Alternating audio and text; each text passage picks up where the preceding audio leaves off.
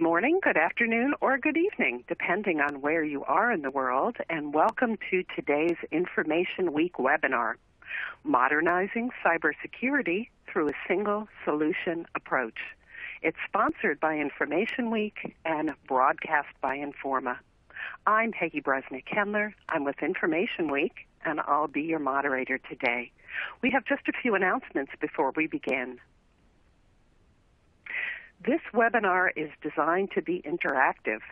The dock of widgets at the bottom of your screen will allow you to learn about today's speakers, download resources, share this webinar via social media outlets, and participate in a Q&A session that takes place at the end of our presentation.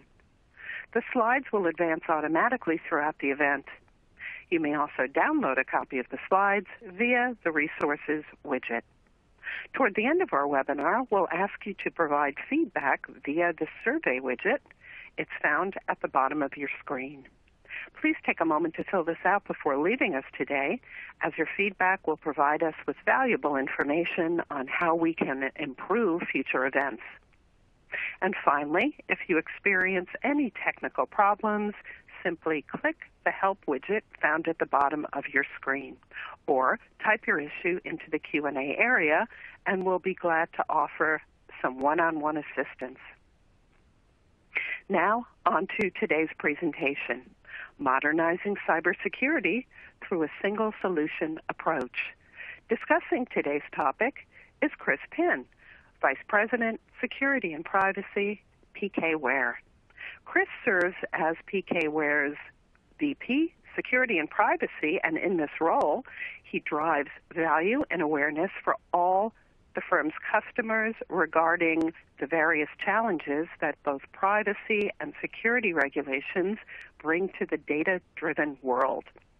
He works closely with all customers and potential customers to help them better understand how PKWARE solutions fit best into their environments and processes. He also works very closely with many other departments, such as sales, marketing, partners, and product to help build brand awareness and product insights. Chris, welcome. Over to you. Thanks, Peggy. It's good to be here. So just today, what we're going to be going through is, as Peggy mentioned, right? How do we modernize our cybersecurity solutions, right? Leveraging here, I like to say, a single solution approach, but as few solutions as possible to help reduce overall complexities in your environment. So just a quick recap here, as Peggy mentioned, I'm Chris Pinn, pleasure to meet everybody. I've been doing this for a little over 15 years at this point throughout several industries, including, government, retail, healthcare, financial, kind of worked in all industries at this point. My background really goes back into global engineering and architecture. So I came up through the ranks of IT, so I can relate very closely with all the IT folks here. And then, of course, when I worked at Costco for a while, heading up their global compliance and privacy programs. So became very, very familiar with the business and legal aspects of things as well. So kind of my niche is being able to tie the two worlds together and helping both sides of the table understand each other, because it seems to be where a lot of breakdowns happen. So just going into the next one here, kind of what I'll go through in my presentation today at a high level, because some of these things could get fairly deep. But at a high level, we'll talk a little bit about data awareness, how to increase that, how to become aware of what data is where, and further understand the why, which leads us into the next point here, which is the collaborative approach to data security. So if you're on the IT side, right, and you're talking to your InfoSec department or a VP of security or whoever it might be, it's easy to secure the data. You can lock it away, you can encrypt it, you can do all these things, but is that security, or those controls you've chosen, do they make sense for the data that you're looking at? And really the only way to understand that is to understand the business use case, right? Why do you have it in the first place? And so we'll jump into how you can do that a little bit. And then consolidating security solutions. So, why, why and how are you going to secure the information? If you're using 15 different products to get to the end goal, one, it's not very efficient, and if you're using 15 different tools, chances are you might be using 15 different teams. So is the outcome really what the business wanted? And then lastly, continuous compliance is something that I think every company, especially in the retail and healthcare worlds, and financial for that matter, continuous compliance comes up year over year, and many companies fell year over year to actually push themselves to a continuous compliance model, generally falling back more towards projects in order to become, compliant at a point in time with whatever regulation it is that they're trying to get compliant with. So we'll talk a little bit about each one of these things and how to just streamline them and make them part of your everyday life. And so just jumping right into it, challenges of a modern data environment, right? What are some of the challenges that, just about every organization out there encounters, regardless of their industry, because of the way that business is transitioned over the last, decade. And what everybody out there can agree on is that you have a lot of personal data at this point, right? Just from your customers to your employees to vendors, whoever the end user is, right? You probably have more information than is needed in a lot of cases, which is why you see privacy laws come out and really highlight, data minimization. But as you're going through all that personal information, or just all your information in general, and trying to figure out what is sensitive, what's vital for the company, like what is absolutely required for the company to be profitable, to understand the market, to build and maintain customer trust and all those great things, versus what's noise, like what is duplicated or dead data that you don't need and you're storing, and it's all this added risk that's not needed. Kind of differentiating between those two, right, is we'll get into it with a collaborative approach, but the business really needs to be tuned into what's being stored, because the IT team, while they know what it is, they can't tell you why it's there in a lot of cases. Complex systems, right? It's been a few years now that a lot of organizations have been trying to modernize and move to the cloud, and and if they're not moving to the cloud, maybe they're doing a hybrid approach. But regardless, everybody's environment, it's fluid, it's always changing. And what's happened, what I've seen is a lot of organizations still run, mainframes and all of that, and no issue there, but they're running mainframes, they're running SAP systems, they're running, half a dozen different clouds. They've got networks that traverse the globe. And, you've got different data sets and different languages. I mean, you have all kinds of stuff going on. So how do you, gain insights? How do you understand what that data is all there for, and how do you get the most value out of it? Right. So these are all challenges that that organizations face today, which leads into, the next bullet here, which is a huge regulatory oversight. And I've put here that no two data sets are the same. And what I mean by that is, if you think about a name and an email address, right, they're two pretty common data points. But if I have a name and an email address in a financial database, right, maybe it's shopping history, maybe it's, payments, versus a name and an email address in a medical database, because I'm trying to email, medical records, that kind of stuff, you're going to treat those two, even though it's the same data, you're going to treat them very differently when it comes to protection. And from a legal and business perspective, you're going to treat them very differently when it comes to retention as well, and as well as like privacy rights that get applied to them. So understanding, again, that why is extremely important. And then the market today, right? So I brought this up when I was talking to a couple of our financial clients. if you're in the financial or retail space, especially, there's a lot of competition out there. Whether you're fintech, you're finserv, whatever it is, there's a lot of organizations that do exactly what you do. So what separates you from the rest of them? And what it really boils down to is your understanding of your clientele, your customer, and providing your service at a level they can't get somewhere else. But having said that, if we mix in consumer confidence, right, it's real easy.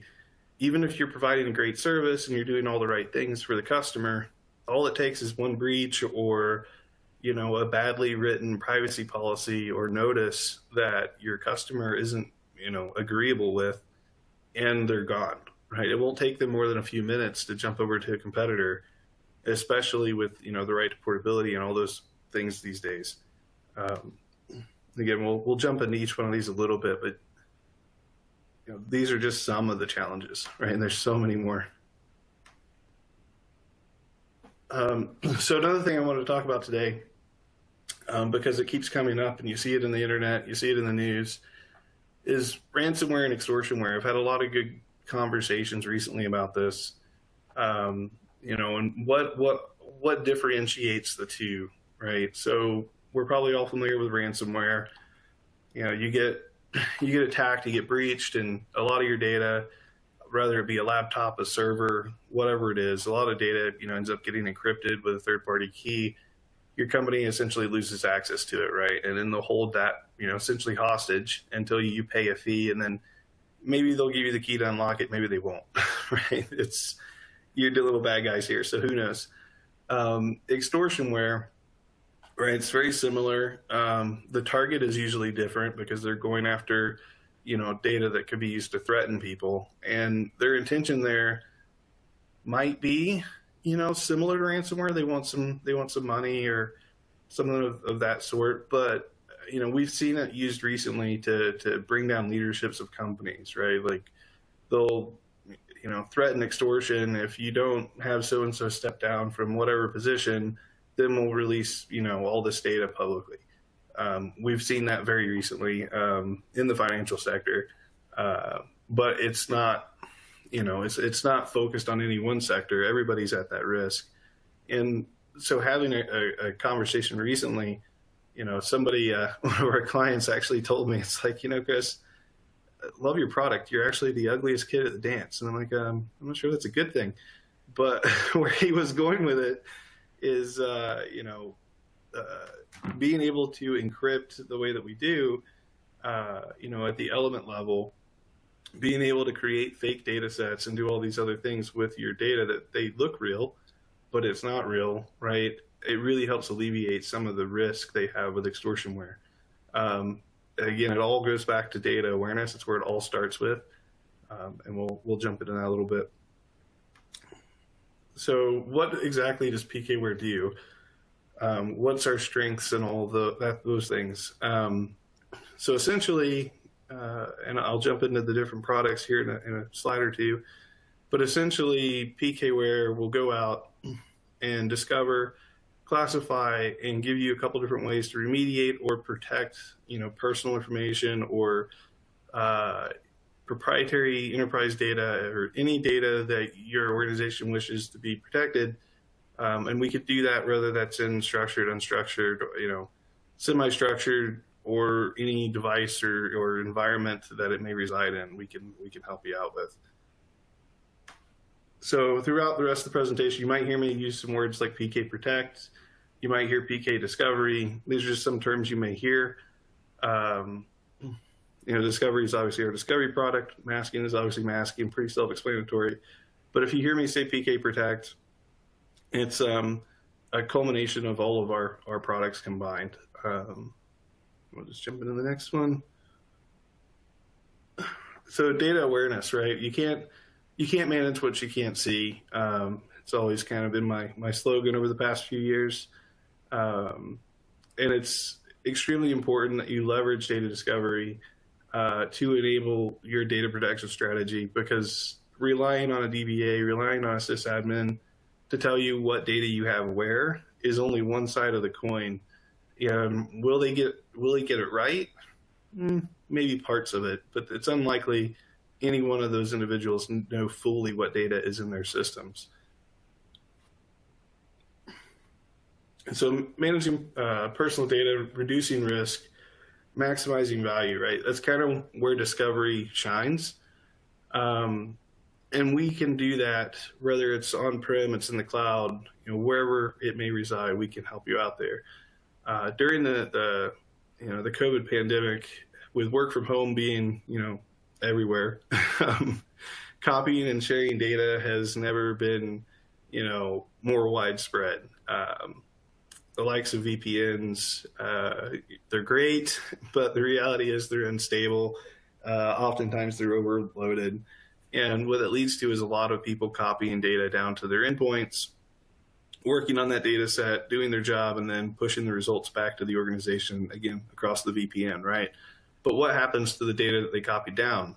Is it getting cleaned up? Do we know? Right? And so you end up with all these data sets everywhere. And so how do you keep tabs on it? How do you secure it? And then multiple types of data repositories. Earlier I mentioned, companies are using everything from mainframes to SaaS applications to SAP systems. You name it, they probably have it. So again, how do you manage all of that? It would sound, up front, it sounds like you need 10 different types of tools to go out and find all that information and manage it and secure it. But that's where solutions like ours come in to help. Risky concentrations of personal data. So there's two aspects to this. One is combinations, right? So if we think name, email address, social security, or credit card, right, you have all that in one table, then it's clearly an issue. But risky concentrations of data as well. So if you have too much personal information, maybe it's shopping history, maybe it's billing history and medical history, right, all in one spot. Well, that's a problem. And then the combinations as well. So if there's certain elements that are finding their way into those tables alongside of other elements that you're not wanting to be there, right? Figuring out either encryption, potentially masking, those are quick answers, which are great, and we can help out there. But in reality, the ultimate solution here is probably to have, leveraging that data awareness, having that conversation with the DBA and the business to say, hey, because this combination or this concentration of data exists, we've done our due diligence today, the best protection we can provide, but the long-term fix here is to move one of these elements somewhere else, right? And then have some other job at some point that brings the data back together on an as-needed basis. But just having it sit there is a problem. Again, data awareness is king here. And most of these environments, everyone on here listening probably has, some form of structured, unstructured, semi-structured systems out there that are in line with the, various business processes and business flows in order to make day-to-day business happen. Again, they're not going anywhere, right? So getting rid of these unstructured systems isn't the answer. Getting rid of the semi-structured systems isn't the answer. So being aware of what's out there and being able to, appropriately protect and manage it is the answer. And then lastly, right, dispersed data of single individuals. This is more of a privacy thing. So if you think about any one user you have out there, regardless of your sector, take my name as an example, you might have data on me in your customer database. You might have data on me in your call center database. You could have data on me in an analytics database. It could be everywhere. So if someone comes in and says, hey, show me all my data, a lot of companies have gone through with legal teams and said, well, when someone asks that, we're going to show them these 5 things. But if you don't have a procedure in place and you're unaware of all the data across your environment, how do you know those 5 pieces of information truly make up the individual and there isn't another 15 or 20 pieces of information laying out somewhere else? Again, all of this ties back towards data awareness and kind of what jump into next, I do believe. So data discovery and security requirements.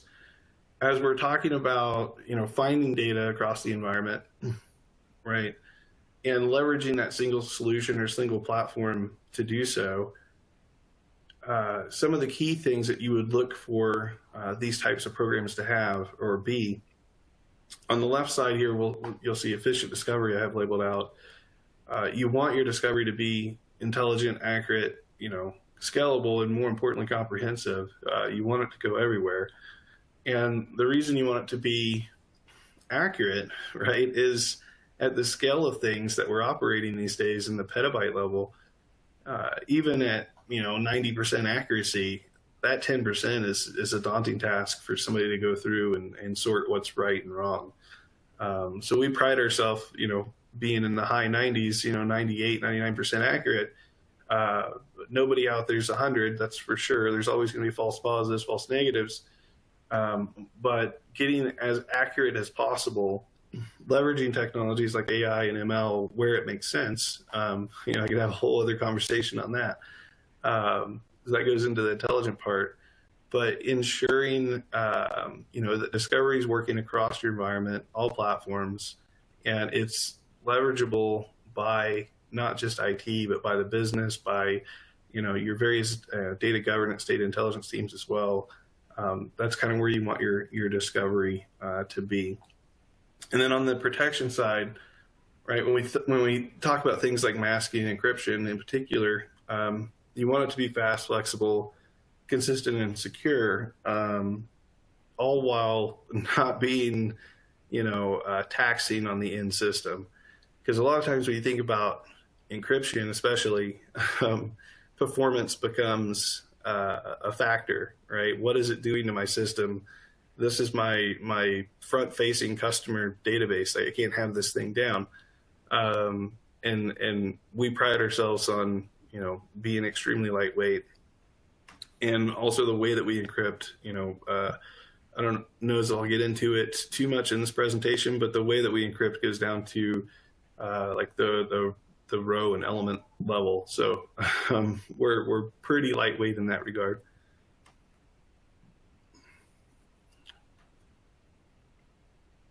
So as I mentioned, these types of platforms, whether it is discovery or it's masking or it's encryption, you want them to be able to operate across all of your platforms, regardless of where they're at. Reliably scan your data at scale, right, up to the petabyte level. Control these false positives, false negatives that I talked about, and have a mechanism to tune them, right, because it's going to be different for every organization. And even inside of your organization, it's probably going to be different for every business unit. So there is some work involved. You'll have to go through and say what is and isn't, a false positive, false negative. And then incorporating things like AI and ML technologies. I said I wasn't going to go into this too much detail, but so a lot of competitors out there, a lot of software that you'll see these days say, hey, we use AI, we use ML for everything. But is that a good thing? Right? That's what you have to ask. Because things like credit cards or social security numbers, you don't really need AI or ML to detect what those are, right? They're pretty standard formats. But incorporating these technologies to, figure out things like a physical address, right? There's no standard for that. What we have in Georgia may be very, very different than what you have in Kansas.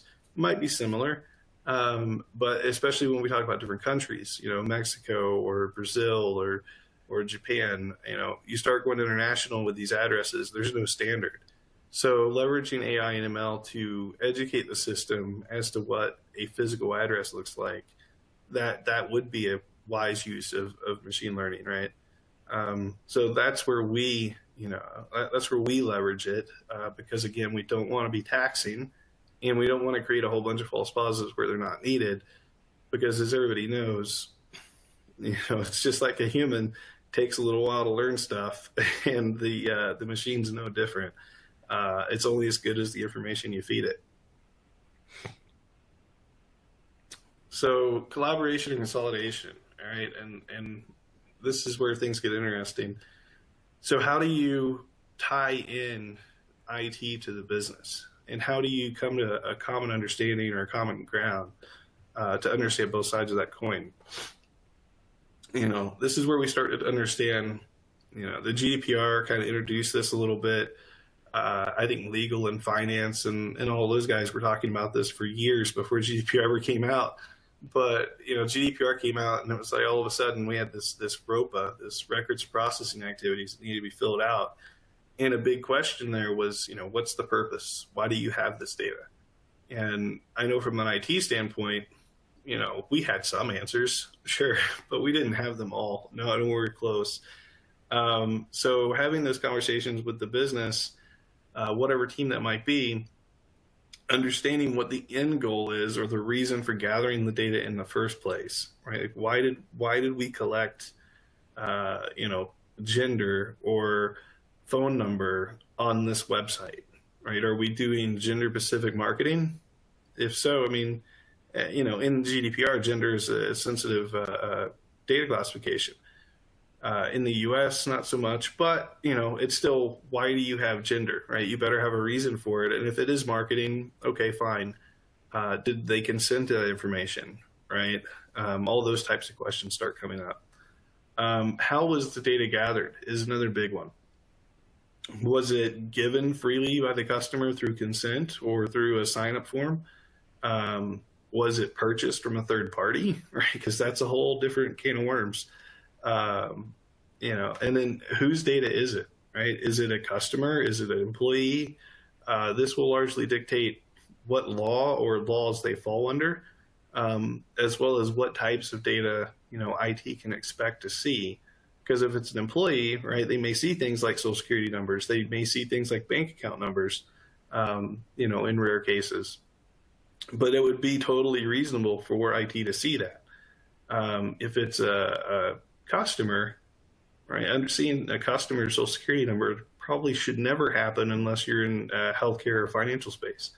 And then, as I was talking a little bit about consent, when you gathered the information, right, did you do it through consent or was it some sort of contractual obligation? Was it, public health is another one. There's like 7 or 8 different legal reasons that you could capture this, but you need to understand why and under what method it was captured, because this is going to start impacting things like data retention. How long can you keep the data? How long do you have to, regather that consent, right? Is it yearly? Is it quarterly? How often is it? And then lastly, what regulatory factors, are there? So as we all know, with just about any sensitive data out there, privacy laws like GDPR, CCPA, right? They care about all of it. But then go a layer deeper and we're thinking about things like PCI and HIPAA or, COPA or any of those laws. Are they in scope as well for this data? Right. So understanding, hey, this is PCI. So this has got to exist on this set of servers, right? That's inside of your card data environment. I've got to do these 300 different things to become compliant with this data. Or it could be, HIPAA in the sense that if someone asks for it because of the GDPR and all that, you do have to provide it, but maybe you don't provide a full set because it is healthcare. So you provide a smaller set and go from there, right?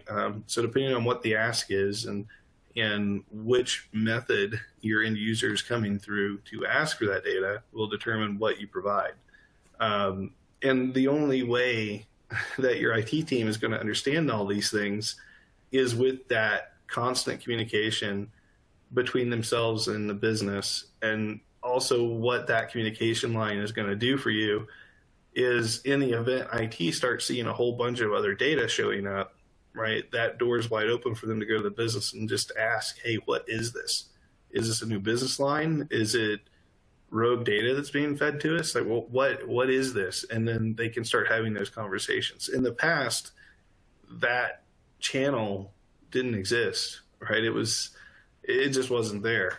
And I think a lot of organizations are still working to build that communication today.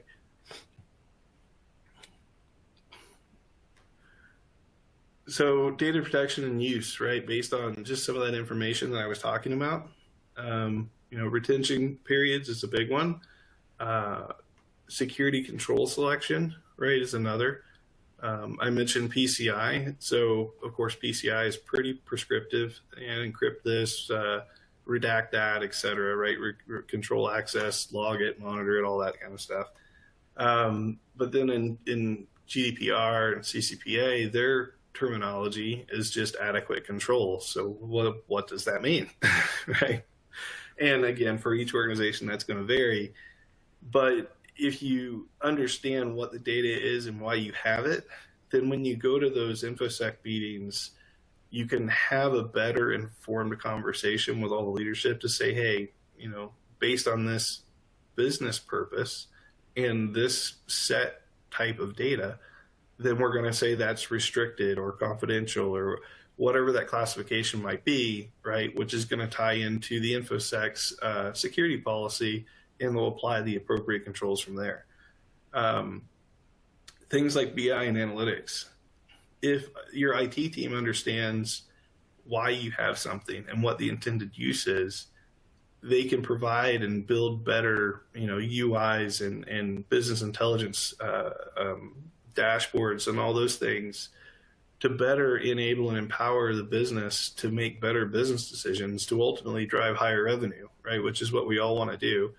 And so understanding the whole scope of data, really enables that.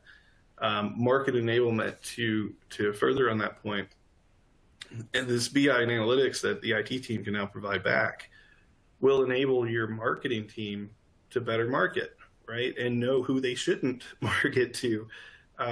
Maybe someone's opted out, right? Opt-outs get missed all the time. Maybe, if you're collecting that gender flag and whatnot, or maybe it's IP location, geolocation kind of stuff, based on weather patterns, et cetera. I mean, I've seen it all at this point. But understanding all those different logistics that can be extrapolated from data from your IT team and data science team really enables your marketing team to be more accurate with their promotional, programs and all of those things.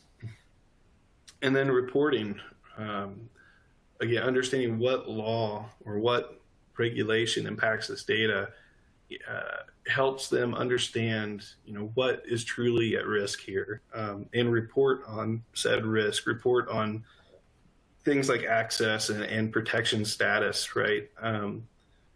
It'll just give your leadership a lot better and deeper understanding of what your IT team is really doing. And it will also at the same time tell your business, are they increasing or decreasing risk by doing certain things? Auditing, right? So empowering internal audit is also very helpful. A lot of times we talk about external, third parties from some outside assessing firm or, government agency or whatever it might be coming in and doing an audit, but it all starts with internal audit, right? And empowering those guys to really dig in and ask the hard questions to the various teams to ensure that they're ready for a real audit, right? Or help reduce risk or exposure in the event that a breach does happen, right? All the auditing can help you be aware of what's at stake. And then lastly, disposal. So if it's a credit card or it's a name and email address that you only had consent to use for 12 months and that person didn't renew consent, you should probably get rid of it at that point, right? Unless you have some other legal reason for retaining it. Understanding how the data was collected and why it was collected will enable your IT team to actually start data minimization and data disposal, which, as I've seen in a lot of organizations, the retail world is extremely guilty of this. When people put in credit cards and things like that and they save them for future use, a lot of times those credit cards never get cleaned up. A particular retailer in particular, I was working with before, they had credit cards that were, nearly 15 years old. Like, obviously those things are no good. They're expired, but it's still a credit card number, and it's data just increasing risk that's not needed, right? So it's undue risk. So then having all this data, and now that you're aware of it, right, you can start thinking about things, again, going back to that ransomware and extortionware, how do we reduce the risk of it? And I mentioned earlier that one of my clients had told me that, hey, you're the ugliest kid at the dance, but I love you. Right, going into poisoning the well here. And what do I mean by that? Well, if you're aware, leveraging this data discovery technology, data awareness, if you're aware of what data you have where and why that data exists, right, you can apply encryption where it matters most. You don't need to encrypt everything. That is one strategy, sure. But you can encrypt only what is required or what is risky. You could mask data, and when I say mask, it's a one-way transition of data, right? You turn Crispin into, Tony Stark or Mickey Mouse, right? It's still a name, it's just not mine anymore. So you can create this false set of data, almost like if you think about like a lower environment, like a dev test environment. A lot of times they'll do it there, but some of our customers have started using, this mass data in order to create false sets of data. It's almost like for your IT team and your breach response team and all those guys that are monitoring everything, if they know, hey, this system is just filled full of fake data, if they see somebody trying to break in, right, to breach that data, if that data gets breached, no harm, no foul, right? It's not good that somebody got inside of your network, but maybe that was the intention, right? Maybe your IT team wanted them to get in. It's better the hacker gets over there than into your real production set of data. It also gives your IT team a chance to, actually block or, potentially capture or work with the appropriate authorities, et cetera, to, start going after some of these attackers. And that's what some of these financial institutions that we work with have started doing today. And, lastly here, being aware of what data is where so that you fully understand what's at stake. It kind of goes back to that extortionware, ransomware as well. But if your company is aware of what data is where and you've encrypted it where it matters, if a extortionware hits you and they say, hey, I got all your data from X system, pay me whatever amount of money and I'll give it back to you, or I won't reveal it, whatever their threat is. If you've already encrypted that data anyways, and they just took another key and encrypted your encrypted data, do you care, right? So that's where they're going with it. About poisoning the well. It's like, yeah, you broke in, you stole stuff, but you stole stuff that's protected, so good luck, right? Instead of being worried that, hey, they have the keys of the kingdom at this point, they really don't, right? Your IT team can now look into, hey, someone got in and took some stuff. The value they took was nothing, but how did they get in? So now your IT team can go research that and make sure they fill those holes. Increased security, right? A lot of what we've been talking about has been different ways to increase security. But how do you start automating some of this stuff? So automation based on accurate discovery, right, ensures that your data never goes unprotected or unnoticed. If you're aware of when data sets come in, they get created, right? They start populating through your environment, one system to the next. If you have these discovery scans set up, on an automated basis to where it happens, could happen daily, could happen weekly, could happen monthly, depending on the speed of your environment. But by leveraging automation, you will ensure that you're always aware of what's going on, and all the way from the IT team all the way up to the business team. Multiple methods of protection available. Again, what we offer is masking and encryption, right, among other things. But a organization has so many more options at their fingertips, in most cases. But how do you know when to use it? Like DLP is a perfect example. Just about every company I've been at, and the government's guilty of this too, actually, their DLP solution becomes like a glorified monitoring solution. They're afraid to actually do any types of prevention because the false positive rate is just so astronomically high. If they were to enable prevention, they would probably break the business, or various workflows, et cetera. It wouldn't be good. It would be more of a hindrance than anything. And that's where they turn to products like ours, where our false positive rate is very, very low. We can inform those other platforms, whether it's DLP or it's file integrity monitoring, whatever it is. Our insights could be leveraged by those other platforms to better enable them to do their jobs as well. So again, multiple methods of protection, with greater intelligence, I should say. Which brings me to my next point here. Enhanced integrations with a complete security stack. I mentioned FIM and DLP, but also Splunk, Datadog, right? Even things like Tableau, right? All your BI solutions, and again, workflow systems like ServiceNow, or GRC systems, Archer, and all those great things. The data insights our types of platforms bring in, again, could be fueled into any one of those through API integrations. The one I see most commonly used is data cataloging and data workflows. So things like ServiceNow, right, to really enable various aspects of your business, whether it's IT or any one of your various business units. They can quickly access the results and data values, if you will, from ServiceNow without ever having to actually touch the actual IT product. And then business workflow integration, right? That's kind of the ServiceNow I'm talking about.